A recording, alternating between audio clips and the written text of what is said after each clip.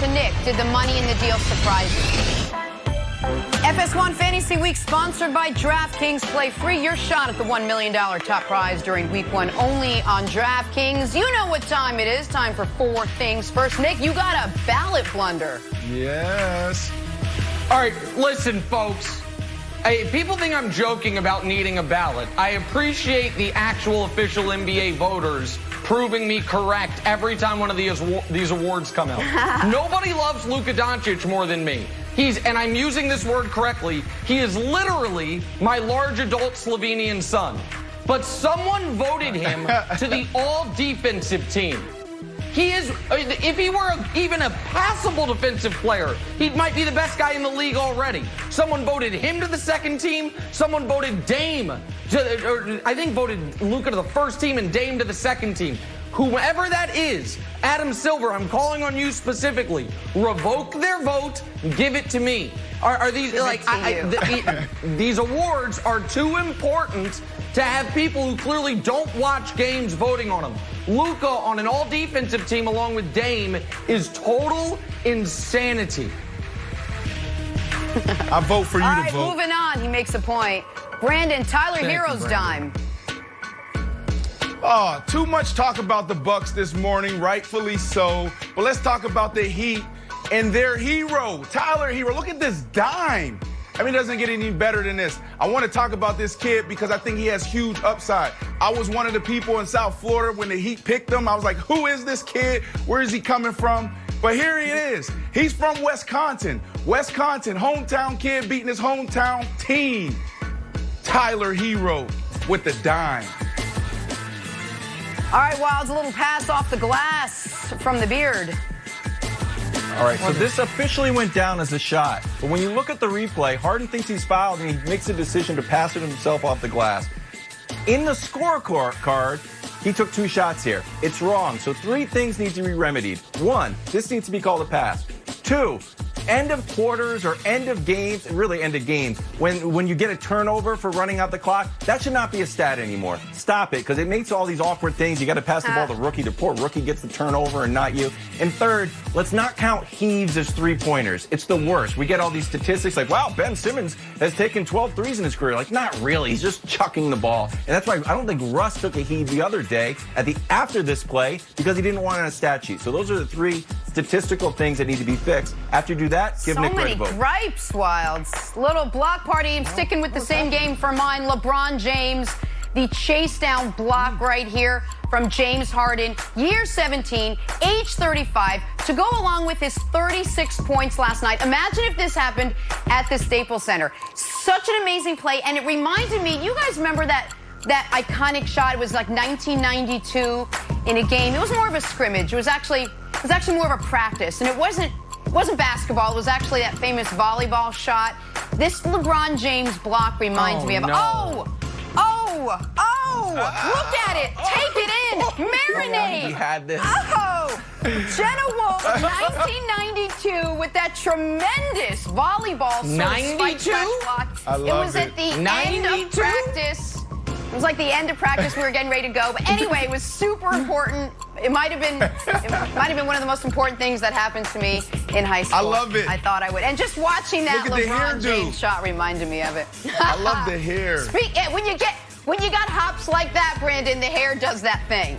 Speaking of great athletes, DeAndre Hopkins signing a 2-year, $54 million extension with the Cardinals. Big news out of the NFL yesterday. That keeps him in Arizona for the next 5 years. If you crunch the numbers, it averages out to $18.8 million per season. Nuke posting a celebratory picture on the gram after the deal. So, Brandon, I know your bar for wide receivers is about as high as bars go, but is DeAndre Hopkins, in your opinion, the best wide receiver in the NFL? This is hard. You know, over the last 13, 14 years when we had these discussions, you got to look at, situations. There's so much to this, to the success of a wide receiver. We are the one position on the field where our success is in the hands of so many others. play caller, offensive coordinator, quarterback, offensive line. So when you look at like who is who and and ranking these guys, it's almost impossible. So this is how I've put together my list. All right. And there's a lot of guys out there that is more than capable of being in the top 3, the top 5. I want to show you a graphic because I don't want to be walking the streets and these guys get mad at me. Mike Evans is a guy that can easily be number 1 if everything was equal. You got Odell Beckham Jr. You have Devontae Adams. You have even Adam Thielen. I mean, these guys can easily go for 1,500, 1,600 yards if everything was equal. But let's bring it back to the question. Let me answer that for you. Who do I believe is number 1? And how do I look at it? When the game is on the line, can you beat 1-on-1? Can you beat man on man? That's what I look at. And there's 3 guys that's at the top of my list. DeAndre Hopkins. That's Mike T down in New Orleans. Okay? And that's also Julio Jones. So if I had to pick one guy, I'm going with Julio Jones because Julio Jones, he had this unique skill set, size, speed. I mean, he make the tough play in the clutch. So for that reason, I got to go with him. But I've said DeAndre's been the number 1 receiver for the last couple years. But if I'm starting the team right now, I'm going with Julio Jones. But it's hard, Nick. It's really hard to pick. It's almost impossible to pick. Here is the best case you can make for DeAndre. He is one of the only receivers in the league, and in this way, Brandon, he reminds me of you, where his production is independent of the play at quarterback. So can we just show 2 years from DeAndre Hopkins? They are startlingly similar. The 2015 season and the 2018 season. He has, look at those numbers. Those are almost carbon copy years. The difference is this. In 2015, his quarterbacks were Brian Hoyer, Ryan Mallett, TJ Yates, and Brandon Weeden. Those were his quarterbacks in 2015. Mallett? In 2018, it was 4 games of Ryan Mallett. In 2018, it was Deshaun Watson. Yep. And so as great as Julio is, Jenna, the argument for DeAndre would be Julio's been matched up with Matt Ryan his whole time. DeAndre was a first-team All-Pro caliber season when Ryan Mallett and TJ Yates were throwing him passes, and he was a first-team All-Pro caliber receiver when the great Deshaun Watson was throwing him passes. So I think I agree with Brandon. It's incredibly hard to pick one, but that is a feather he has in his cap that Mike Thomas, who's played with Drew Brees his whole career, and Julio Jones, who's played with Matt Ryan his whole career, Jenna, do not have. So, Nick, let me ask you, 2 years, $54 million. Did the money in this deal surprise you at all? Well, the way it was reported surprised me. I mean, Brandon, this is a little, finagling of the media, if you will, or manipulation of the media.